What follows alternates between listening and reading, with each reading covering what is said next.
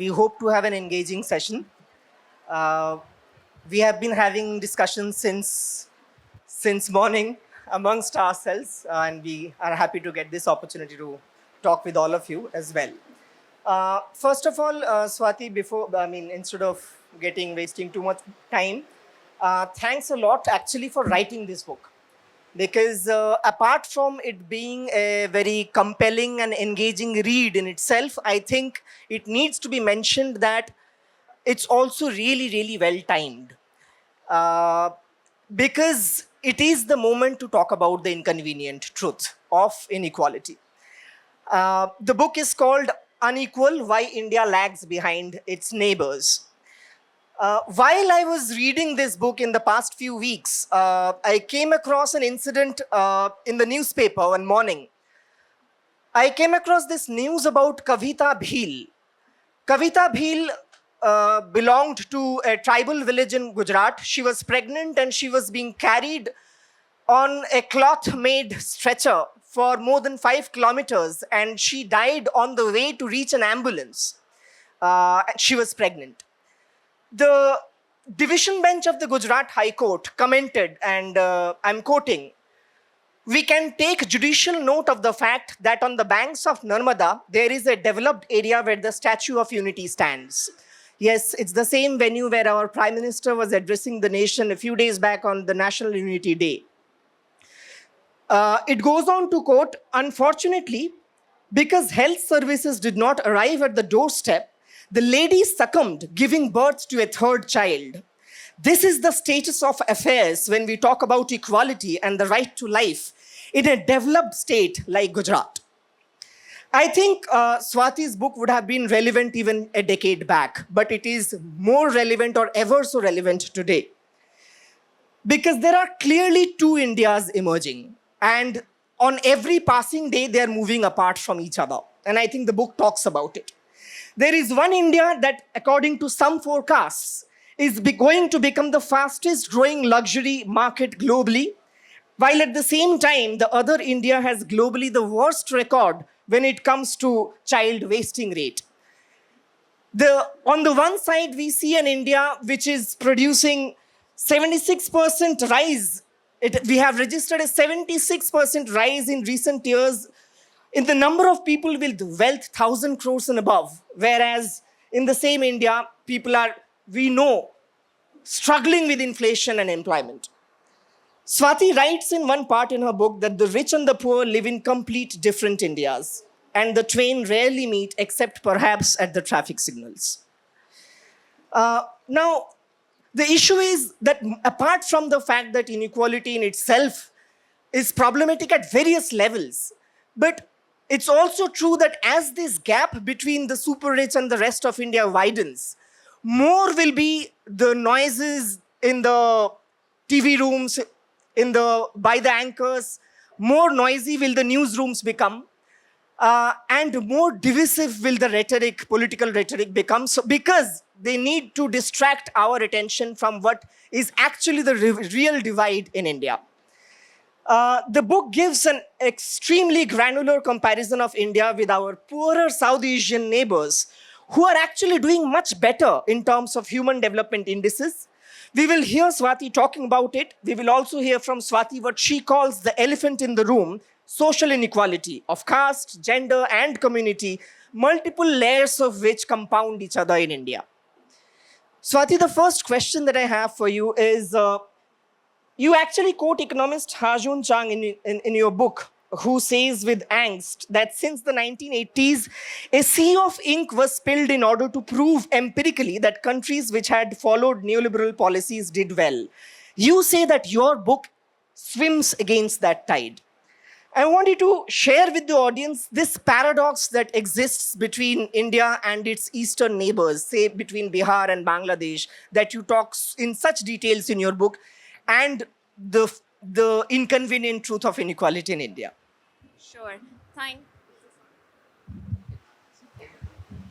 Thanks so much, Anirban, and also to the organizers of this festival.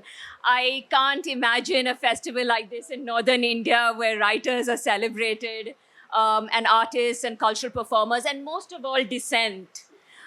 which this festival celebrates. So I'm so grateful and happy to be here. I'm also happy to have this audience here with Sainath, who has been such a role model for me growing up in Mumbai and not realizing that what I should be doing in a city of skyscrapers when my heart was in rural India. So like you say, there are so many Indias that we live in, and both of us coming from North India feel like we've come to another part of India in Kerala where we can speak our mind, we can also breathe easy without the pollution of Delhi. And what I was trying to show through this book is about my travels across our borders.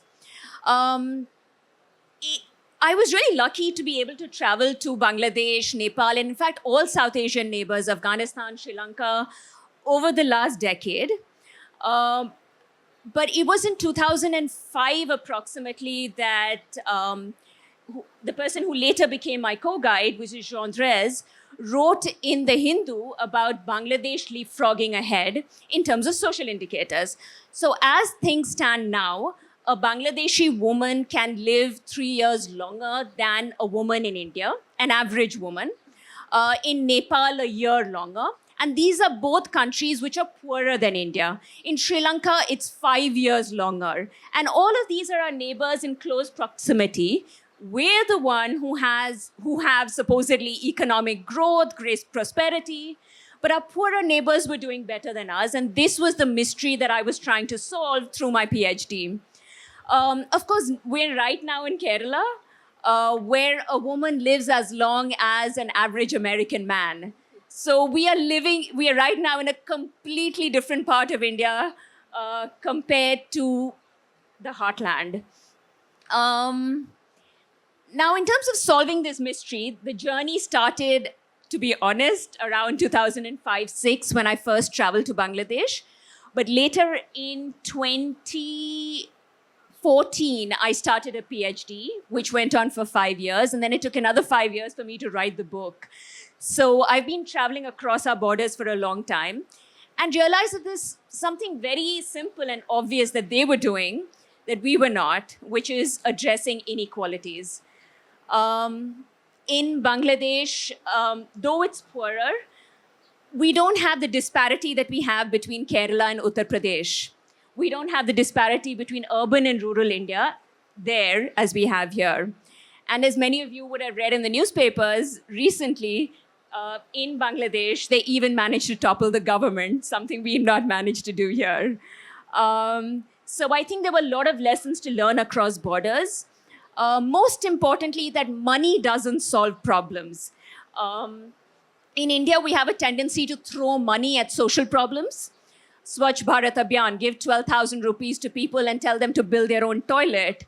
And therefore, people are not interested in building those toilets. And even if they do, they don't use it. So that is one inequality in terms of class. And the fact that our bureaucracy is filled with those who like to make decisions in AC chambers rather than in Anganwadis or rural areas. The second inequality, which I feel is really not confronted, is the caste inequalities, which are so obvious.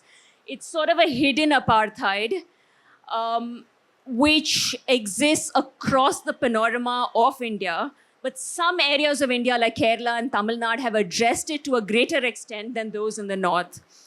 Like you spoke about the lady who couldn't get healthcare and therefore died.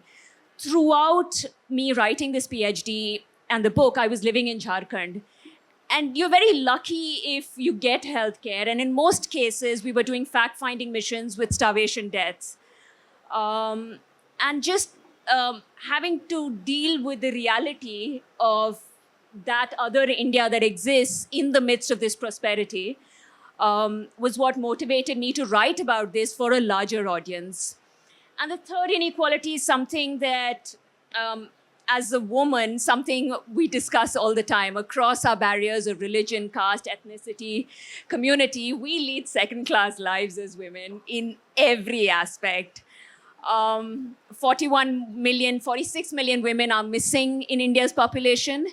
And as I did district level data, even in South India now, many districts in India have fewer women in the population than in the north.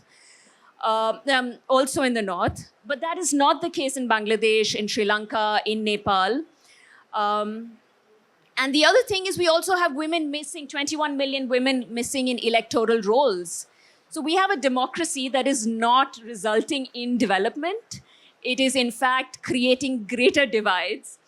I thought maybe I'd say something that George Orwell in Animal Farm speaks about. He says that all animals are equal, but some animals are more equal than others. And we know which animals in India are enjoying the best of India's prosperity. That's true. I mean, and I think, as you said, all of these things, it really feels so much better to be able to say these things with an audience, which it's getting increasingly difficult, even as some of us keep trying to in North India.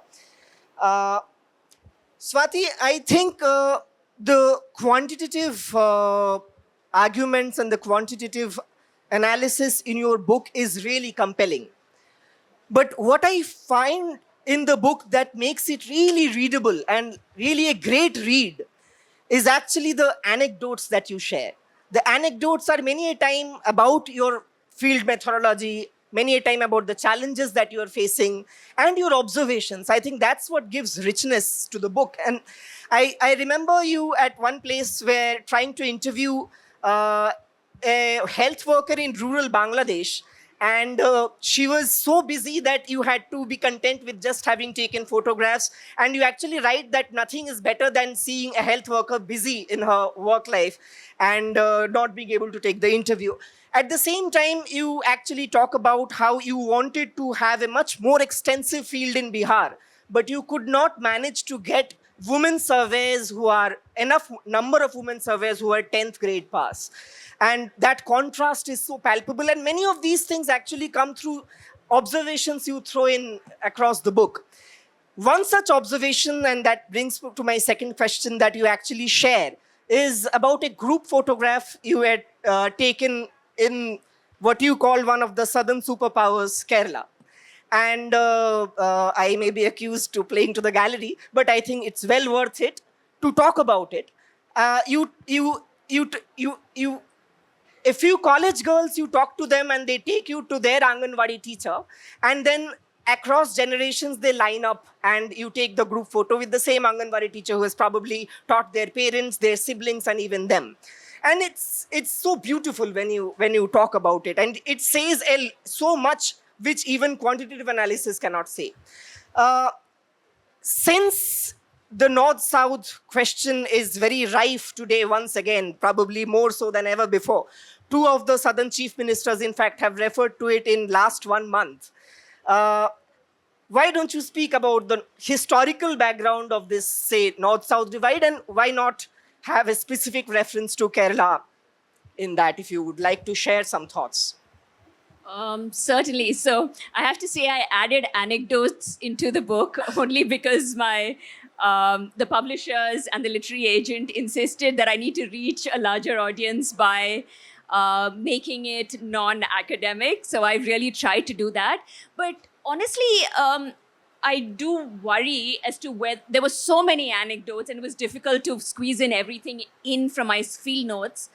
But it was really coming to Kerala only that filled me with hope.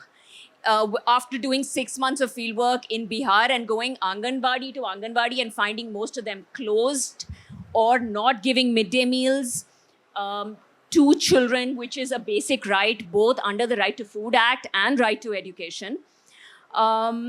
So what I realized is also it's a matter of how much money is paid. So the big North-South divide that exists in India right now, and something that we're really worried about as the new census and delimitation may kick in, is that the prosperity in southern India, which I've tried to document in the book and why it exists and has existed nearly 100 years before, which northern India has not been able to achieve, is because of the anti-caste, women's, and the peasant movement. So a range of social movements fighting for social equality has been the reason why southern India has been able to progress, and especially Tamil Nadu and Kerala. I don't need to tell an audience here who's totally aware of the extent of struggle. For example, one of the things I document is the Channar upper cloth revolt, which Manoj Mehta in his book Caste Pride also speaks about, where women in Kerala 100 years ago were not even allowed to wear a blouse. And that fight, I honestly, when I first went to the archives, read a book about it called People's Revolt in Travancore, I couldn't believe it because I didn't grow up here. And I had to double check with my grandmother who speaks Malayalam. I was like, why did you not tell me that something like this existed and that women fought for 60 years to ensure that they would be able to clothe themselves with dignity, that they would not pay the breast tax. So I think that, it's all about power and how power changes hands, and nobody who has power is going to roll over and give it. It requires a massive fight. And whether it's women, whether it's farmers, whether it's landless laborers, whether it's based on communist ideals, Kerala has been a place which 100 years ago had a worse caste system than perhaps Bihar has today. But the fact that that has been overturned and now Kerala is considered to be the paragon of equality in certain ways, not entirely, but especially better than the North, is only thanks to these social movements. And I think they need to be celebrated, they need to be encouraged, and the North of India needs to learn from the South. So Babasaheb Ambedkar said in the context of linguistic states, he said it in quite a stark way as to how the North is regressive and the South is far more progressive. I don't know if I'll get to the right... But his clarion call to educate, agitate, and organize, perhaps, so exactly in his words, he said the North is conservative, the South is progressive. The North is superstitious, the South is rational. The South is educationally forward, the North is educationally backward. The culture of the South is modern, the culture of the North is ancient. Of course, he's speaking about this in the context of linguistic states. But I think what's really the real takeaway from the various social movements in the South is that the progress in the South has been because in the North there is a greater emphasis on Sanskritization, whereas in the South there's been an emphasis on the annihilation of caste entirely. Even women are not satisfied with tokens of progress, but to ensure that this is meaningful progress. So I think that's the big difference between the North and the South. The same thing that I saw in Nepal, where the Maoist movement for 10 years has transformed the character of both caste and women's agency. Similarly, in Bangladesh, the fact that now you have a second liberation has happened because in 1971 there was a language movement for 10 years which fought for the country on the basis of language. So it's only these collective struggles which are able to transform society. And being part of social movements, I feel it's so important to celebrate them, to celebrate dissent, and realize that this is the only hope and spark for change in the next 50 or 100 years. Women for the Channar upper cloth revolt fought for more than 40 years, and at times there were violent fights with churches being burnt, houses being burnt, and there were clashes and counter-clashes. Of course, I would always advocate for non-violent resistance, but whether it's Nepal, whether it's Bangladesh, what history teaches us is you need to resist power and the abuse of power. Thanks, Swati. And we know the reality of dissent today. And as we speak, and I was telling Swati in the morning as well, as we speak, I cannot but remember that my friend Umar Khalid was here for another Lit Fest 4-5 years before. For the last 4 years, once again, paying the price for dissent, he is behind bars. And he visited this particular spot, and he told that it's something really to look forward to. And he always also mentioned the same, that he always felt safe and welcome in Kerala. So, moving from the subject of inequality and also to, from the subject of dissent and once again to inequality, one thing that I have sensed is that it's nearly 3 decades or more that the gap has been widening. But despite the fact that, say, unemployment, corruption, or several of the other inflation, many of these issues has been electoral issues, popular issues in the country. But somehow inequality in itself, unlike in other parts of the globe, has never become a popular issue or an electoral issue, so to speak, in India, despite this gap being widening for nearly 3 decades. However, we do see that probably there is some change in the last election. I think probably for the first time in the political vocabulary of the opposition, inequality did feature. And of course, we know how the rulers responded. In one of the interviews, there was a Marie Antoinette-ish remark from our Prime Minister. And of course, even otherwise, we have seen the Mangal Sutra and this and that. So at one place, you actually say, and I completely believe in it, I want you to speak about it. You say that unless we diagnose this problem, there will never be policy prescriptions that can actually address this. And somehow you tend to believe that the present regime is living in denial, far from acknowledging and prescribing what the right moves can be to address this inequality. So do you see two things? One is that how do you see this denial being played out? And also, do you see hope that in the coming days, inequality will become an issue in this country and it will be something that will move masses? Thanks for speaking about Omar Khalid, and let's hope that when he gets out of jail, as he absolutely will, he will be welcomed here and across the country. In terms of the issue of inequality, I think first and foremost, what this election has shown us is that rural India is voting very differently from urban India. It remains an issue. It may not be an issue on our media screens. In fact, I remember when the exit polls came out, it was completely different from the actual result. And immediately the very next day, the media started having newspaper columns dedicated to inequality and unemployment.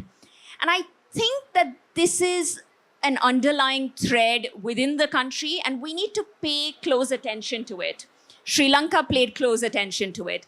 Bangladeshi students paid close attention to it. There's a lot brewing as an undercurrent in South Asia. In rural India, I'm digressing, but everybody has a smartphone now. I'm digressing from, more updated beyond the book. And I think there is a lot of rancor, for example, of the Ambani wedding and the excessive display of wealth. Friends and Thomas Piketty's recent report on the billionaire Raj. Inequality in India right now has never been as bad as it has been since the time of the British Raj. 6% of the bottom 50% has to make do with only 6% of the country's wealth. And large states in India, their GDP is equal to the personal fortune of Adani or Ambani. How can even this be possible in India? The other point is also that 40% of our wealth is concentrated with the forward castes. And it seems like we have turned a blind eye to this completely. And hopefully something like a caste census will be a step forward in realizing the gross hidden apartheid that exists in India.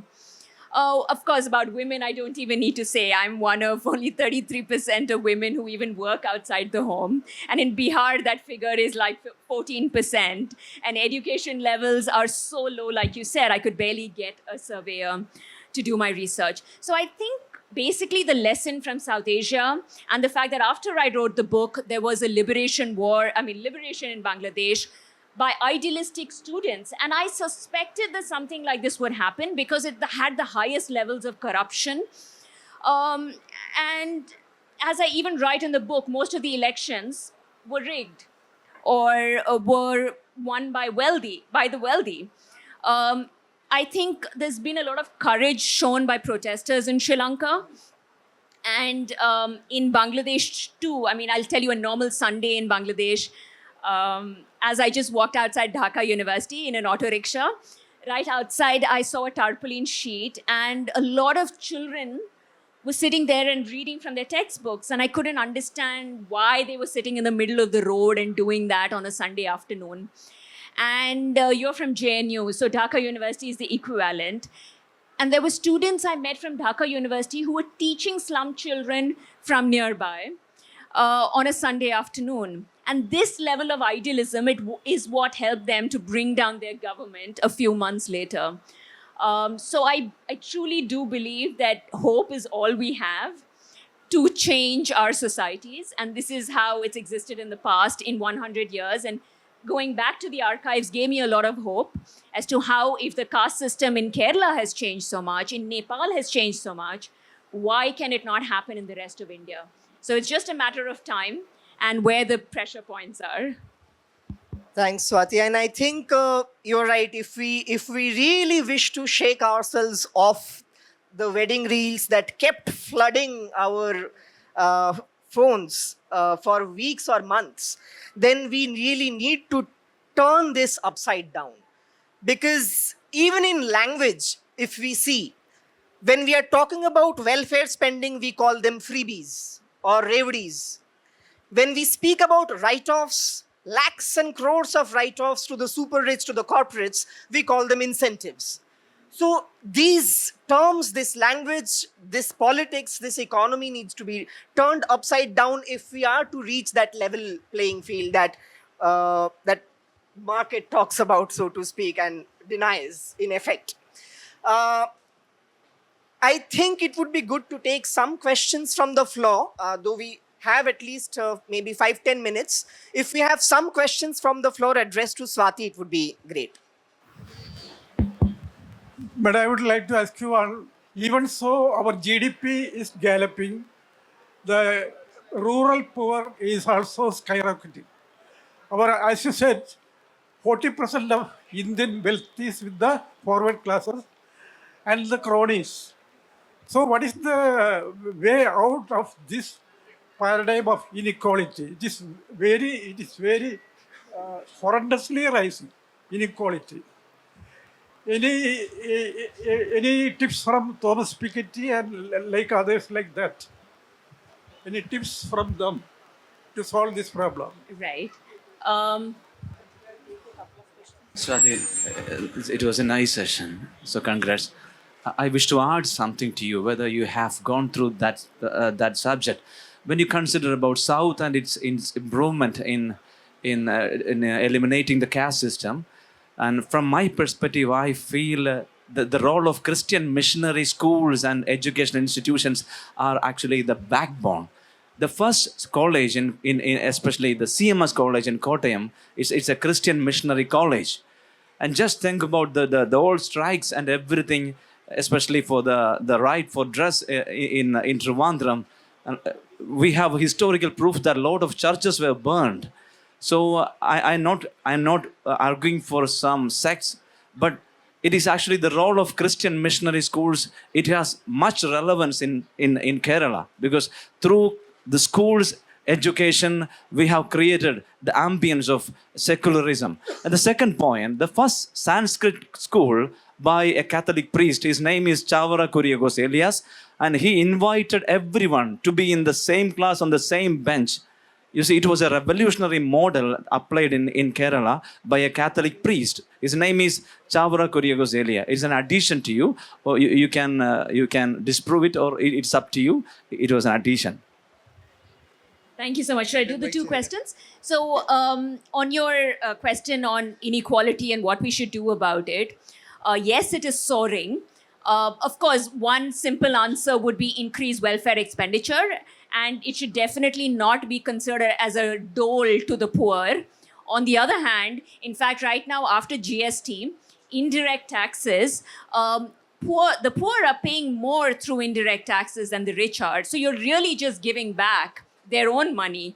Right now, the situation is so bad that in Rajasthan and in Jharkhand, because of Know Your Customer KYC, the poor and marginalized don't have access to their own bank accounts.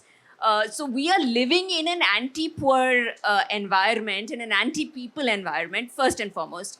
So this would be a common prescription that you would give across the board in all countries, increase socialist expenditure. But I think also ideology is extremely important. The fact that you've had a Dravidian movement and a Dalit movement in Tamil Nadu, or in Kerala, the fact that there have been so many anti-caste movements, and the fact that everything from cinema to literature celebrates the fact that governments exist for the people, by the people, and of the people. I think that is particularly important. Instead of this divide of us versus them, where us sit on thrones, and really sometimes you really wonder, are we in a kleptocracy after electoral bonds? Otherwise, it's just the drain is leaking away most of our national wealth, and we're trying to give away a few things for the poor in the name of all the social schemes, now in the name of the Prime Minister.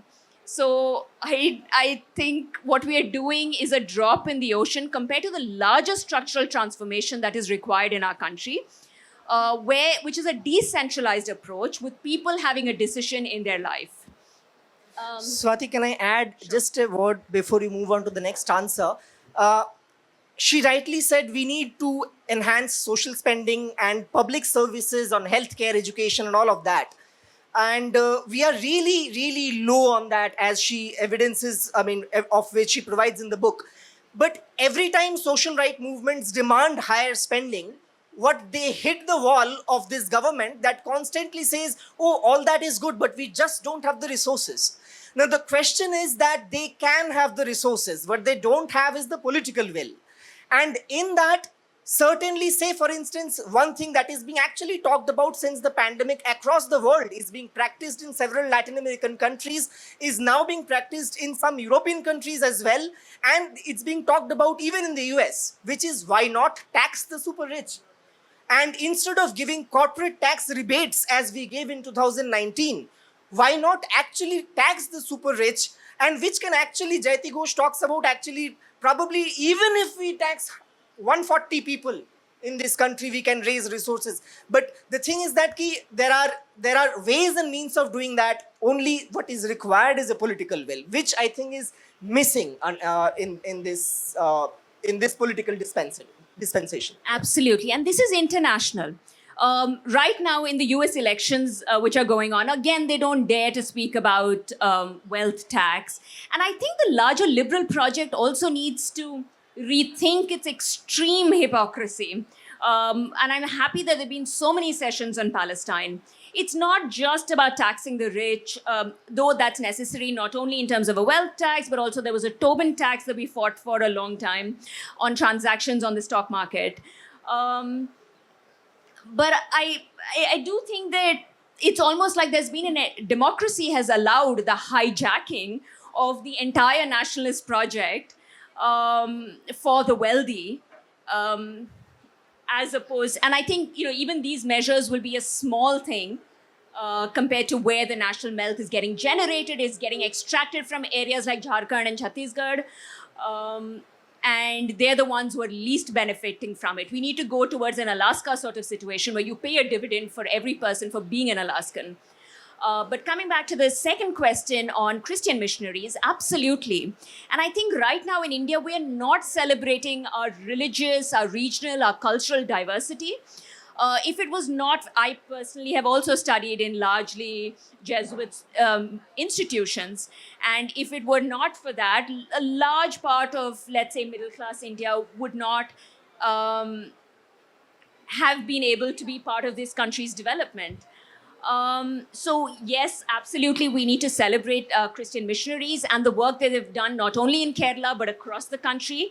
And similarly, also about the Muslim heritage that exists within Kerala and outside. So, for example, as you spoke about the Channar upper cloth revolt, not only were churches burnt, in northern Kerala, I believe Tipu Sultan, in the areas where he ruled, he actually ensured that women were able to wear the kuppayam, if I'm not mistaken. Yeah? Right. So we have a rich heritage of different religions, different cultures, and it is high time we celebrate that. If governments don't do it, let's do it ourselves. I think which is what a response of a cultural program like this and a literary festival is. Thanks, Swati. Just last few words. I feel, I mean, even to what the gentleman asked, generally on questions of socioeconomic questions, on a subject like inequality, one would expect that the book will have just a lot of data thrown at you. I think if the gentleman also reads the book, what I find really great about the book is that while it does throw in all those data, it does also at the same time very painstakingly go into the socio-historical background of centuries, as she was talking about. Successive waves of social revolutions and successive waves that built on each other. Anti-caste, peasant, communist, and otherwise. And I think women's movement. And I think that that flavor really gives a wholesomeness to the book that I think a reader can expect. Is there anything else you want to add? I was trying to look for a quote of Orwell to end it with, but I am not able to find that. Where, of course, there's the usual one where he says, in a time of universal deceit, just telling the truth is a revolutionary act. But there's also another quote of his in 1984 where he says that we are so used to consuming everything that's on our television screens that we've stopped thinking and we've stopped understanding the larger issues at play. And I hope that you all will look up from your television screens and realize that real India is speaking in a different voice, has a different pulse. And we need to work towards the development of that real India. So perhaps yeah. Just one thing that I have also faced while speaking on the subject of inequality, I think something that neoliberalism truly has done is over 3 decades. Even when I speak with students, one major, what one can say, fallout of these 3 decades is that it has also killed imagination. The fact that a different world is possible, the fact that we need public services not because we have to buy it as a commodity from the market, but because they are our rights. Starting from water to education to healthcare, the fact that Kavita Bhil has to die, the fact that despite the supermodel of development also has amongst children probably the NFHS data. Once again, the data itself has shrunk so much that it's difficult to tell the stories of inequality. But children from 6 to 59 months in Gujarat have the highest anemia. So those things are compelling things that one needs to talk about, and think that healthcare, nutrition, education, these are our rights that we do not need to go and pay high prices to purchase. And I remember one of our professors, Prabhat Patnaik, talking on the same subject, said, somebody told him, look, you guys are always talking about inequality, but look at that poor person. When I visit Max Hospital, I see so many poor people accessing quality healthcare from Max Care. And what Prabhat Patnaik told in conversation with us is that you have to look behind that if that poor family could not get quality healthcare from a public service, from a public hospital, which is her right, then what are the other cuts in expenses that she had to do? Maybe the girl child dropped out of school. Maybe they had cut in their nutrition, maybe on protein intake. So those are things that probably tell the real story. And I think the book really, really does justice to this subject in all its ways and means that's possible. Thanks, Swati. And thanks to the audience for being with us throughout. And as Swati mentioned, it's really been a lovely experience and really encouraging experience to come here and be able to speak and hear all of you in these troubling times. Yeah, Anirban has also paid a price, and coming here fills us with hope, so much hope. So thank you to all of you.